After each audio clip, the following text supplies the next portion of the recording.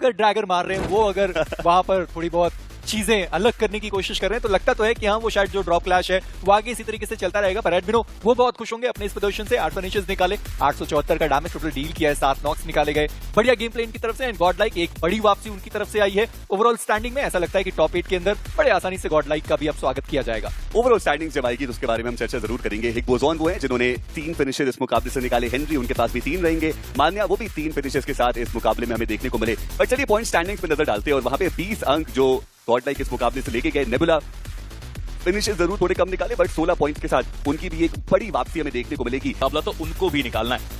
जी हाँ, बट चलिए अब ओवरऑल स्टैंडिंग्स की हम चर्चाएं करते हैं। और जिस चीज की हमने चर्चा की, टीम आर्यन जी नहीं, वो नहीं पहुंचे अभी भी और ना ही गॉड लाइक पहुंच पाए मेजी। 9वें और 10वें पायदान पे टीम्स हमें देखने को मिलती है और आप देखिए क्या खतरनाक कंपटीशन हमें देखने को मिल रहा है। 7वें पे 35, 8वें पे 35, फिर 34, 34, 33, 28। एक बात तो तय है कि ये पर्टिकुलर वो ग्रुप जरूर होगा जहां पे वो एंड मैच में भी मल्टीपल टीम्स ऐसी रहेंगी जो क्वालिफिकेशन के आसपास रहने वाली है। और इसीलिए मैं कह भी रहा हूँ कि 6-7 का अगर आप एवरेज लेकर चलते हैं हर एक मैच के अंदर, तो भी आप टॉप 8 के अंदर अपने आप को आसानी से बना सकते। सर्कल के डॉट सेंटर पे 4 अलग अलग कंपाउंड को टारगेट करना और ये रैंडम शॉट्स जानबूझ के यहाँ पे ली जा रही है ताकि अगर कोई टीम इस और आ रहे हैं तो उनके लिए मुसीबतें बढ़े। बट जॉनथन उनके सामने क्लच गॉड आ गए और उनका स्वागत काफी अच्छे तरीके से किया गया। कंफर्मेशन भी आएगा बट उसके बाद जॉनथन को भी मुश्किलों में फंसाया जाएगा। और मैं इसी चीज की बात करने ही वाला था कि ये खराब रणनीति है टीम गॉड लाइक की। जब सारी टीम सेंट्रल अप्रोच खेल रही है तो आप सेंटर का एडवांटेज होने के बावजूद इतना बड़ा स्प्लिट रख रहे हैं। आप सोचिए कितनी देर हो गई, अभी तक कोई प्लेयर यहाँ पर आया तक नहीं और आपको इंडिविजुअल ब्रिलियंस ही दिखानी पड़ेगी। और इस पावर वो ब्रिलियंस अभी तक उन्होंने बढ़िया दिखाई भी है। चलिए अभी तक वो प्लेयर नहीं आए अपने दूसरे प्लेयर को बचाने के लिए और इस पावर वो अकेले अब यहाँ पे फंस से चुके हैं। देखना ये कि क्या वो क्लच एग्जीक्यूट करके जा पाएंगे। एक 1v3 की चुनौती वो उनके सामने रहने वाली है। साइरैक्स वो अपने आप को हील करने की कोशिश करते हुए समय थोड़ा लिया जरूर जा रहा है। बैकलाइन में भी एक फाइट चल रही है, टीम सोल वर्सेस एएक्स। यहाँ पे एक दूसरे को काफी ज्यादा नुकसान पहुंचाया गया लेकिन उसके बाद ये इम्पैक्ट काफी ज्यादा बेटर साबित हुआ। मान्या जरूर वहां पे आने की कोशिश में लेकिन एस्पावर उन्हें गिराया जाएगा, कोई फर्क नहीं पड़ेगा। जो आप बात कर रहे थे कि टीममेट का अगर साथ आएगा तभी तो ओवरऑल स्टैंडिंग में वो बेहतर करके जाएंगे। आसानी से जीतना चाहिए था और उसके बाद वो सरवाइव भी कर सकते थे। ऑटोबॉट्स के लिए तो उनके लिए बिल्कुल भी तैयार थे ही नहीं, वो रीसेट कर ही नहीं पाए और उसके पीछे का कारण जो उन्होंने इतना ज्यादा समय लगा दिया टॉक्सिक को फिनिश करने में। वहीं दूसरी तरफ मान्य उन्होंने सारंग को डाउन किया, एडमिन ने उनका स्प्रे, स्किप्स वो डाउन किए गए और अब ये जो स्प्लिट है गॉड लाइक का वो उनको वैल्यूज भी दिला रहा है। एडमिनो वो थोड़ा पीछे की तरफ मौजूद है और बैकलाइन से 8-बिट की मुश्किलें उन्होंने बढ़ाई जरूर। अभी के लिए जो आईजल 8-बिट की दूसरी वो एकमात्र बचे और सर्कल के अंदर अभी तो वो पहुंचे हैं और वहां पर भी कुछ शॉट जो है वो दिए जा रहे हैं लॉबस्टर के द्वारा। दूसरी तरफ एडमिनो उन्होंने चंदन को डाउन किया, सर्वर को डाउन किया। एडमिनो वो तो एक डिफरेंट लेवल पे देखने को मिल रहे हैं। जो पहला मुकाबला था वहां पर भी वैल्यू निकाली, दूसरे में भी वैल्यू निकाली और यहां पर भी 4 फिनिशेस के साथ अब ब्लिट्स की मुश्किलें बनाने को तैयार नजर आ रहे हैं। हाइट का जो एडवांटेज मिला और उसके बाद जो सर्कल का कंट्रोल बना के रखे, पूरे तरीके से ब्लिट्स को यहाँ पे गेट कीप करके जाने की कोशिश में है। और ब्लिट्स वो टीम है जो कि हर मैच में आके अच्छे खासे पॉइंट्स निकाल के जा रहे थे लेकिन यहाँ पे चीजें थोड़ी उनके अगेंस्ट फिलहाल जाती हुई। और ब्लिट्स दूसरी तरफ एक और टीम से फाइट कर रहे हैं, एचबी के साथ वो मिड रेंज की एक्शन चलती हुई और बैकलाइन से वो कंटिन्यूअसली ग्रेनेड आ रहे हैं। सौरभ तो उस तरफ देख भी नहीं रहे। चलिए अब जाके उस एंगल को भी चेकआउट किया गया क्योंकि इनके प्लेयर ही सोहम वो थोड़ा सा आगे हैं, वो एक दूसरे के साथ जो तालमेल बनाने की जरूरत पड़ती है वो काफी अच्छे तरीके से ब्लिट्स अभी तक मेंटेन कर रहे हैं। केवल एक ही फिनिश निकाल पाए और एक और साधारण मुकाबला उनके लिए। और ओमेगा बढ़िया जो मिनी का एक्शन है वो हमें देखने को मिला। सौरभ सोहम ये सब डाउन और ब्लिट्स उनका जो समापन है इस मुकाबले से वो हो चुका है। हालांकि वो 2 ही फिनिश के अंक इस मुकाबले से निकाल पाए बट उसके बावजूद 62 पॉइंट्स के साथ वो ऑलरेडी टॉप 2 में देखने को मिलेंगे। बट एडमिनो एक और नॉक उन्होंने निकाला है, ओमेगा उनको डाउन किया गया और हिग्बोजॉन वो तो सर्कल के बाहर ही फंस चुके हैं। शॉट्स उनके ऊपर दिए गए, मुश्किलें उनकी बढ़ सकती थी, हालांकि बच गए वो और स्मोक्स का भी जो बढ़िया इस्तेमाल है वो किया गया ऑटोबॉट्स के द्वारा। बट एडमिनो वो रुकने का नाम नहीं ले रहे। उन्हें पता है कि जो मोमेंटम उन्हें मिला अच्छे खासे वो पॉइंट्स निकाल के जा सकते हैं। इसलिए उनका एलिमिनेशन हुआ बट उनके लिए भी अच्छा मैच, 5 फिनिशेस उन्होंने निकाला। बट ये रोटेशन में डिवोटी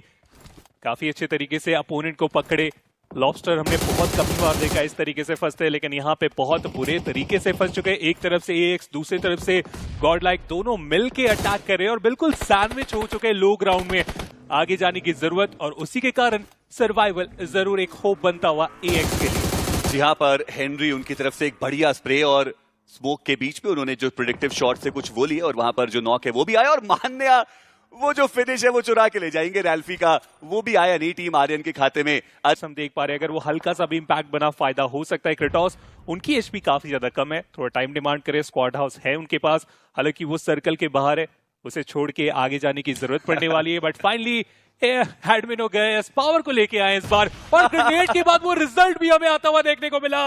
वो जो टीम वर्क हम बात करते हैं वो फाइनली बनता हुआ, एक खिलाड़ी को गिराने के बाद अब दूसरे खिलाड़ी के ऊपर पूरी रिस्पॉन्सिबिलिटी, 3 अलग अलग दिशाओं से वो शॉट, और इसी के साथ एएक्स उनका एलिमिनेशन। पर लेकिन अब टीम नेबुला वो घेराबंदी करने के लिए तैयार सी नजर आ रही है। उनको पता है कि जो उनके ओपोनेंट्स है वो बहुत ही कन्फाइंड एरिया में नर्दर्न एज पे थोड़ा रुक से चुके हैं, और ऐसे में देखना इंपॉर्टेंट रहेगा कि नेबुला क्या वो उसका फायदा उठा सकते हैं। पहली ये इंपॉर्टेंट सवाल है। 14 फिनिशेस जो अभी टीम गॉडलाइक के खाते में हमें देखने को मिल रहे हैं। एडमिनो वो बहुत ही ज्यादा बेहतरीन फॉर्म में, पर अभी भी नेबुला उनके पास सर्कल के अंदर एक वाइडर एरिया हमें देखने को मिल रहा है, स्प्लिट्स उनके बेहतर देखने को मिल रहे हैं, एंगल्स उनके पास बेहतर, और ऐसे में जो सेंट्रल अप्रोच है सिंस अब सर्कल श्रिंकिन होना स्टार्ट होगा वो भी कंपैरेटिवली बेहतर जो नेबुला के पास मौजूद। बट सारी बातें एक तरफ, आप इंडिविजुअल परफॉर्मेंस देखे, एडमिनो 8 टोटल फिनिशर निकाले जा चुके हैं उस खिलाड़ी की तरफ से, और टीम के टोटल यहाँ पे 14 है, तो कमाल का वो फिनिश निकाला गया। बट कार जैसा आपने बताया उसकी शुरुआत हो चुकी है। मान्या जैसे ही आगे बढ़ेंगे, क्रेटोस देख लेंगे, इनिशियल लॉक निकाला गया, काउंटर भी यहाँ पे करने में हुए कामयाब। जो फाइट 3v3 की थी वो अब 2v2 पे आ चुकी है। ऐसे में रिवाइवल जो पहले देंगे, पहले जो ग्रेनेड से वो इंपैक्ट क्रिएट करेंगे, चिकन डेयर की पॉसिबिलिटी उनकी बढ़ जाने वाली है। फीनिक्स साइडलाइन से वो ग्रेनेड किए, एडमिनो उन्हें गिराया जाएगा। पावर आखिरी खिलाड़ी इस मोड़ पे, जहां पे सामने से नेबुला की वो 2 खिलाड़ी आने वाले, और उसके बाद ये फाइनल अब गायब होगा इस मैच से। जी हाँ, पर अब गॉडलाइक वर्सेस एचबी उनकी भी फाइट की शुरुआत होती हुई, जहां पर जॉनथन उन्होंने हीरो को डाउन किया, हीरो उनका एलिमिनेशन, और एचबी वैसे भी उनका स्प्लिट बहुत ज्यादा बड़ा था और इसी वजह से वो कवर फायर सही समय पर आया नहीं। अभी भी आप बनी को देखिए, अपनी टीम से बहुत दूर है। ओमेगा स्नोजॉर्ड वो गाड़ी के अंदर मौजूद है, ओमेगा एक ग्रेनेड के साथ कुछ बढ़िया तरीके से किया गया, पर क्या दरवाजा वहां पर बंद किया जाएगा? पर उससे पहले एडमिनो का वो ग्रेनेड, जहां पर ओमेगा वो डाउन हो गए, और एचबी ऐसा लगा ही नहीं कि एज अ टीम वो फाइट करने के लिए आ रहे हैं। वो दोनों ही प्लेयर बहुत दूर थे और मौका बना ही नहीं कि अपने प्लेयर्स को वो कवर फायर दे पाए।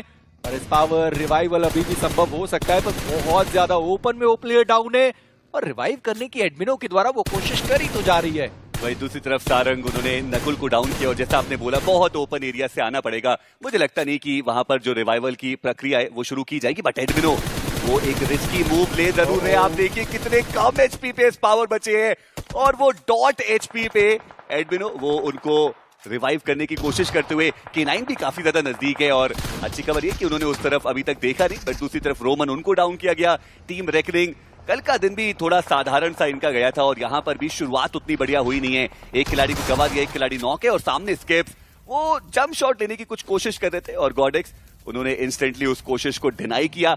पर थोड़ा बच के रहिए, आसपास ओरंगुटैन भी मौजूद है, और लग तो रहा है कि वो भी इस फाइट में इंटरेस्टेड है। बिट के प्लेयर को सीधा एलिमिनेट कर दिया, पर गॉडलाइक एक के बदले वो 2 दे बैठे, इस पावर को भी नहीं बचा पाए। एडमिनो जो बचाने के लिए गए थे उनका भी एलिमिनेशन हो ही गया।